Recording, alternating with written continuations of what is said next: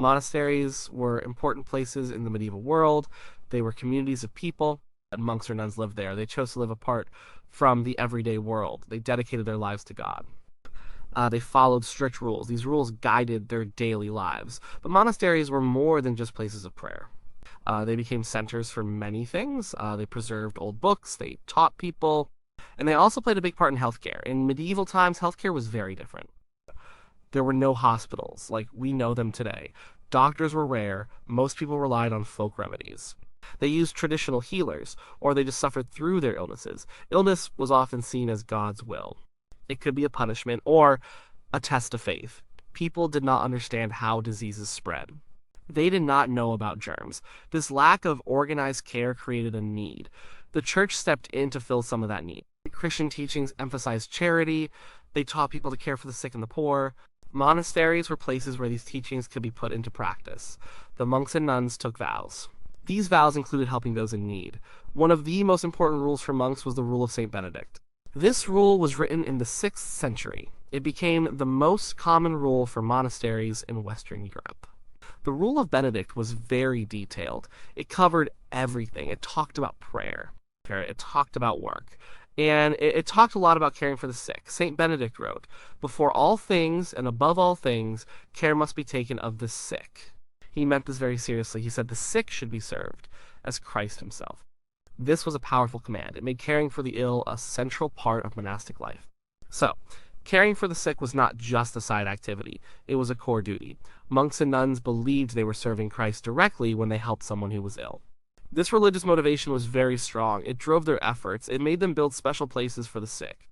It made them learn about healing plants. It made them copy old medical texts. Early monasteries were often built in quiet, remote places. But as time went on, they grew. They became central to their communities. People from nearby villages would come to them for help. Travelers on long journeys would stop there. They found shelter, they found food. And if they were sick, they found care. The monks and nuns were often the most educated people in their areas. They knew how to read and write. They had access to books most ordinary people could not read.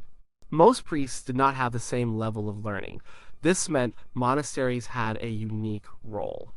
They could gather knowledge, they could keep it safe, and they could use it. When someone fell ill in a monastery, they were not sent away. They were looked after. The community made sure they had what they needed. This was a radical idea for the time. Outside the monastery walls, if you were poor and sick, you had very few options.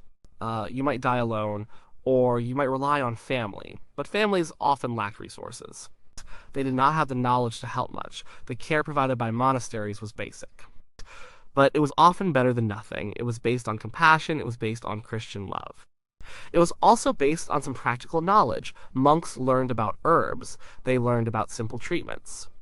They learned through trial and error. They passed this knowledge down. Monasteries provided a safe haven. They were places of refuge. They offered a stable environment. This stability was important for sick people. They needed rest. They needed peace. The monastic routine could provide that. It was a disciplined life. But it was also a caring one. The influence of monasteries on healthcare began early. It grew throughout the medieval period. They were the first places to offer organized care. They were the first to systematically collect medical information. They were pioneers. They laid the groundwork for future healthcare systems. They showed that caring for the sick was a sacred duty. It was a human duty. And it was a duty that needed organization. They created the first true hospitals. They did this out of faith. They did it out of necessity. They started with simple care for their own members. Then they extended that care to others. This expansion was natural. It was part of their mission. It made them indispensable. For centuries, if you needed help when you were sick, a monastery was often your best, or only, hope. They offered comfort. They offered prayer, and they offered practical healing. Within every large monastery, there was a special building. This building was for the sick. It was called the infirmary. The infirmary was a very important part of the monastic complex. It was not just a room. It was often a separate building. It had its own garden. It had its own kitchen. Sometimes it even had its own chapel. The design of the infirmary was practical. It was built to help people get better. It usually had a large hall. This hall had beds. It was similar to a modern hospital ward. There would be windows. These let in light and air. Good ventilation was considered important for health. The beds were simple. They were clean. They were private enough to allow for rest. The infirmary garden was also very important. Monks grew many plants there. These plants were not just for food, they were for medicine. They grew herbs like mint, chamomile, and lavender. They grew plants like comfrey and calendula. These plants were used to make remedies, they made teas, they made poultices, they made ointments. The garden was like a living pharmacy. The main person in charge of the infirmary was the infirmarian. This monk or nun had a very serious job. They were responsible for all the sick people. They had to know about medicine, they had to know about herbs, they had to know about nursing. The infirmarian was often one of the most respected members of the community. They needed good judgment. They needed a kind heart. They needed practical skills. The infirmarian was not alone. Other monks or nuns would help. They acted as nurses, they helped clean, they helped cook. They helped administer medicines, lay brothers or sisters also helped. These were people who lived a religious life. But they did not take full vows. They often did manual labor. They assisted in many ways. Sometimes the infirmary also had servants. These servants helped with the heavy work. What kind of services did they offer? They offered basic nursing care. This meant keeping the patient clean. It meant making sure they ate. It meant helping them to rest. They provided warmth. They provided quiet. These things are still important for sick people today. They also provided spiritual care. Prayer was a big part of healing. Monks would pray for the sick. They would offer comfort. They would hear confessions. They would give last rites. They believed healing involved the body and the soul. A peaceful mind could help a sick body. The food was also important. The infirmary kitchen prepared special meals. These meals were for the sick. They were often lighter, they were easier to digest. The general monastic diet was simple, but for the sick, they would make exceptions. They might offer meat, they might offer richer broths. Good nutrition was seen as part of recovery. Who were the patients? First, there were the monks and nuns themselves. If a member of the community got sick, they went to the infirmary. They received the best care the monastery could offer. This was part of the Benedictine rule. It was a duty to each other, but the infirmary also cared for people from outside. And travelers often fell ill on their journeys. They might be poor, they might be pilgrims. They would seek refuge at the monastery. The gates of a monastery were usually open. They were open to guests. They were open to those in need. The infirmary welcomed them. The poor from surrounding villages also came for help. Monasteries often owned land. They employed people. They were a central part of the local economy. If a local farmer or worker got sick, they might turn to the monastery. The monks provided care. They did it out of charity. They saw it as their duty to the local community. The care was not always about curing. Sometimes it was about comfort. Sometimes it was about palliative care. They made sure people were not suffering alone. They provided dignity in illness. They provided dignity in death. This was a huge gift in a time when many people died without any care. The infirmary was a place of healing, but it was also a place of learning. The infirmarian and assistants learned from experience. They learned what worked, they learned what did not work. This knowledge was practical. It was passed down from one infirmarian to the next. The monastic infirmary was the closest thing to a hospital in the medieval world. It was a place where medical knowledge was applied. It was a place where compassion was shown. It was a crucial institution. It served both the monastic community and the wider world. It was a beacon of hope. It was a refuge for the suffering. It showed the powerful connection between faith and healing. Monasteries were like islands of knowledge in the Middle Ages. They kept old books safe. These books held important information. Much of this information came from ancient Greece and Rome. The monks carefully copied these texts. They saved them from being lost forever. This included medical texts. Greek physicians like Hippocrates and Galen were very influential. Their writings contained much of the known medical knowledge of the time. Monks studied these texts. They translated them. They tried to understand what they meant. This was hard work. It required great skill and dedication. Without the monasteries, much of this ancient wisdom would have vanished. So monastic libraries became treasure troves. They held medical encyclopedias. They held herbals. These books described different plants, they explained their uses, they detailed how to prepare remedies. The monks did not just copy them, they read them, they tried to apply the lessons.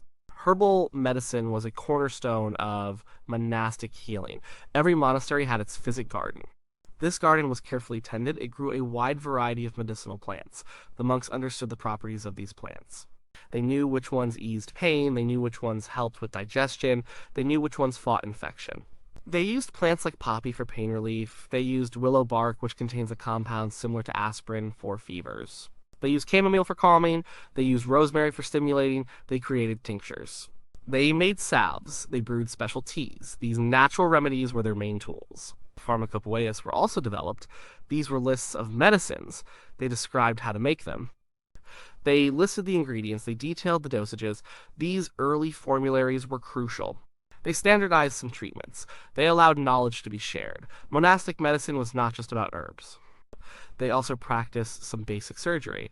This was often crude by modern standards, but it was sometimes necessary. They would set broken bones, they would clean and dress wounds. They would perform bloodletting. Bloodletting was a common practice. People believed that illness was caused by an imbalance in the body's humors. The humors were four body fluids: blood, phlegm, black bile, and yellow bile. If you had too much blood, for example, you might get a fever. So, removing some blood was thought to restore balance. Monks often performed this. They used special knives. They used leeches. Another practice was cauterization. This involved burning tissue. It was used to stop bleeding or to remove growths. It was painful, but it was sometimes effective. They also knew how to make basic splints. They knew how to make bandages. These were practical skills. They were essential for dealing with injuries. Their understanding of disease was limited. They believed in the humoral theory. This theory said that health depended on a balance of the four humors. If the humors were out of balance, you got sick.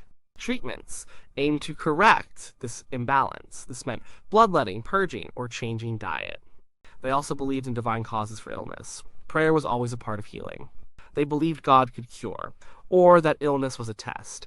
This religious view shaped their approach. They combined practical remedies with spiritual support. Monastic medicine had its limitations.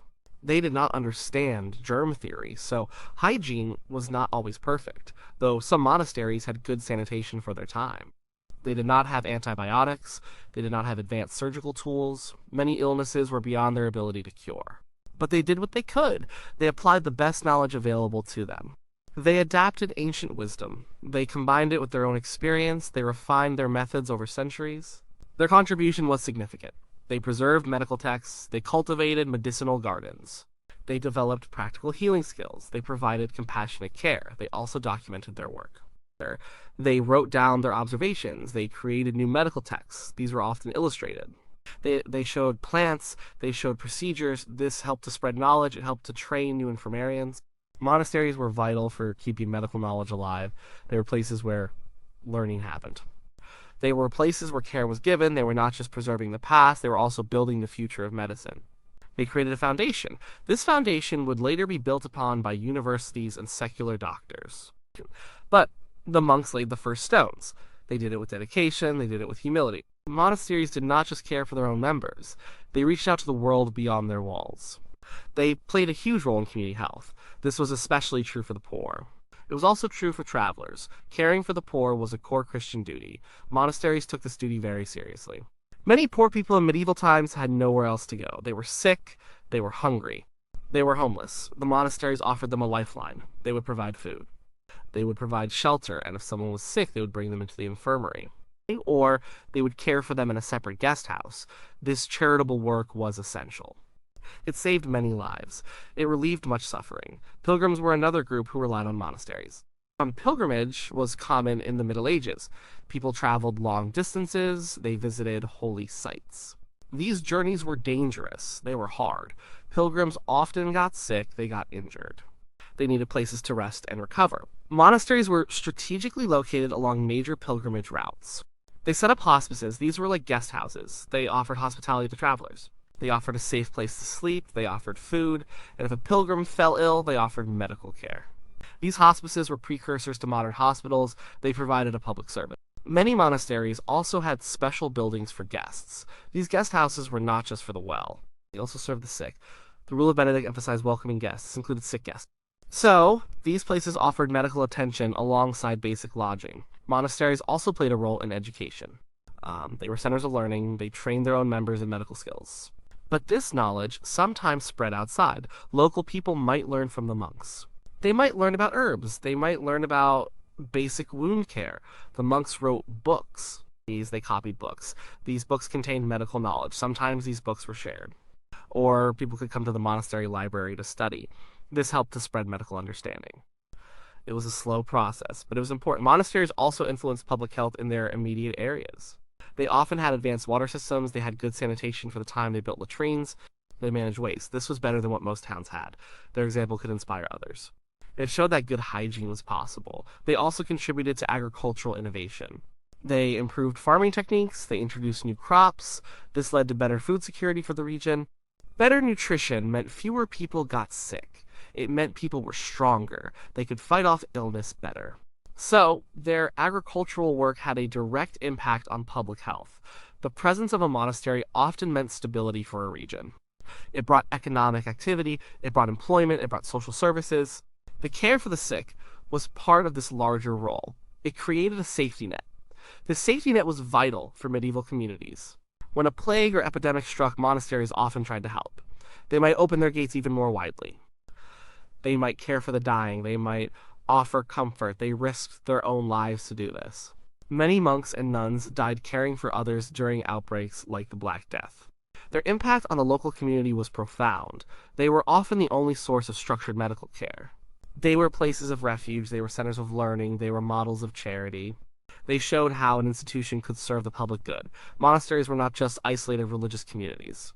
They were deeply integrated into society. Their healthcare role was a key part of this integration. They bridged the gap between religious devotion and practical service. They showed that faith could inspire action, and that action could improve lives. They truly were pillars of medieval society. They touched countless lives. They offered hope and healing in a very difficult time. Their charitable work set a standard. It influenced the development of healthcare for centuries to come. The role of monasteries in healthcare began to change over time. New institutions started to emerge. Universities became more common. These universities started teaching medicine. They trained secular physicians. These doctors were not monks. They practiced medicine as a profession. This was a big shift. As cities grew, civic hospitals also began to appear. These were not always run by monasteries. Sometimes they were managed by city councils or by wealthy patrons. They were still often religious in nature, but they were separate from the monastic system. This meant more options for care. It meant monasteries were no longer the only game in town. The Black Death was a huge event. It struck Europe in the mid-14th century. It killed millions of people. Monasteries were hit hard. Many monks and nuns died. They died because they cared for the sick. They died because they lived in close communities. The plague devastated their numbers. This made it harder for them to continue their work. It reduced their capacity to provide care. After the Black Death, there was a decline in monastic numbers. There was also a change in attitudes. The intellectual focus shifted. More people looked to secular learning. The Renaissance brought a renewed interest in ancient texts, but it also brought new ways of thinking. In some places, like England, monasteries faced another challenge. This was the dissolution of the monasteries. King Henry VIII dissolved all monasteries in England in the 16th century. He confiscated their land and wealth. He closed them down. This was a huge blow. It removed a major source of healthcare. It left a big gap. Despite these changes, the legacy of monastic healthcare is immense. They preserved medical knowledge. They kept ancient texts alive. Without them, much of what we know about ancient medicine would be lost. They were the bridge that carried this knowledge through the Dark Ages. They also developed the concept of the hospital. The monastic infirmary was the model. It showed how to organize care for the sick. It showed how to run a dedicated facility. This model influenced the design and function of later hospitals. The idea of a specialized building for the sick started with them. Their charitable tradition was also very strong. They set an example of caring for the poor and the vulnerable. This tradition continued. It influenced later philanthropic efforts. It shaped the idea that society should care for its less fortunate members. Many medicinal plants still used today were first cultivated and studied in monastic gardens. Their knowledge of herbal medicine was vast. It contributed to pharmacy and botany. Some of their remedies even formed the basis of modern drugs. The skills they developed were important. They learned basic surgery. They learned about hygiene. They learned about nursing.